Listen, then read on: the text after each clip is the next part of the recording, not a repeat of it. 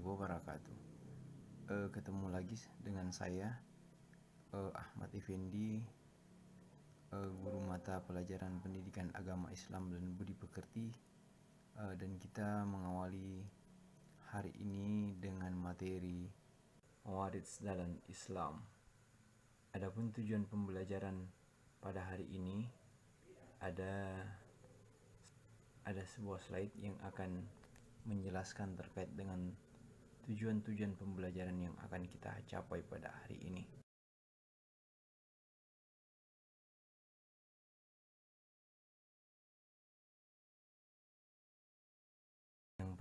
Tujuan yang pertama adalah meyakini kebenaran ketentuan mewaris berdasarkan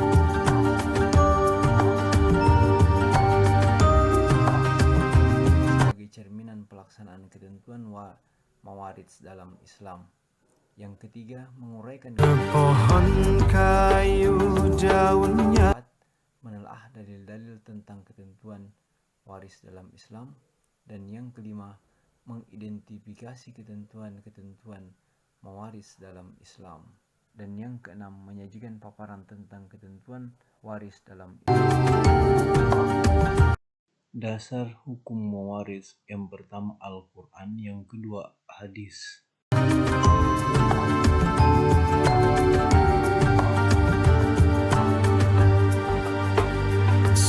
Ini yang kedua yaitu As-Sunnah. Rimbun lebat bunganya serta. Selanjutnya adalah pembagian dan syarat-syarat harta warisan dan ahli waris yang mendapatkan harta warisan. Jadi yang paling pertama mendapatkan harta warisan yaitu dari nasab, hubungan darah. Walaupun hidup 1000 tahun, bila tak sembahyang apa gunanya? Walaupun hidup. Lanjut di status perkawinan, mendapatkan harta warisan. Sekarang kita masuk di ketentuan mewaris dalam Islam. 25 orang, yaitu 15 orang dari ahli waris pihak laki-laki, 10 orang ahli waris pihak perempuan yang biasa disebut dengan ahli waris zawil furud, yang bagiannya telah ditentukan. Syarat mendapatkan harta warisan: pertama, tidak adanya salah satu penghalang; kedua, kematian orang yang diwarisi; ketiga, ahli waris hidup pada saat orang memberi warisan meninggal dunia. Kita masuk di sebab-sebab menerima harta warisan. Yang pertama adalah nazab atau keturunan, yang kedua pernikahan, yang ketiga adalah wala. Sebab-sebab tidak mendapatkan harta warisan. Yang pertama adalah kekafiran, yang kedua pembunuhan, yang ketiga perbudakan, dan yang keempat adalah perzinahan. Kemudian selanjutnya adalah ketentuan pembagian harta warisan yang terdapat dalam surah An-Nisa ayat 11. Ahli waris zawil furud, yang pertama adalah suami jika istri yang meninggal tidak ada anak laki-laki, cucu perempuan, atau anak laki-laki dari anak laki-laki, kemudian anak perempuannya, cucu perempuan, saudara perempuan sekandung jika sendirian, tidak ada saudara laki-laki, tidak ada bapak, tidak ada anak, atau tidak ada cucu dari anak laki-laki.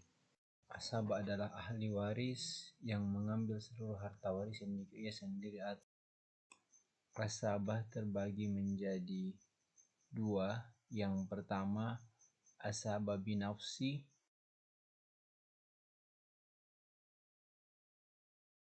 yang kedua asabah bisabab.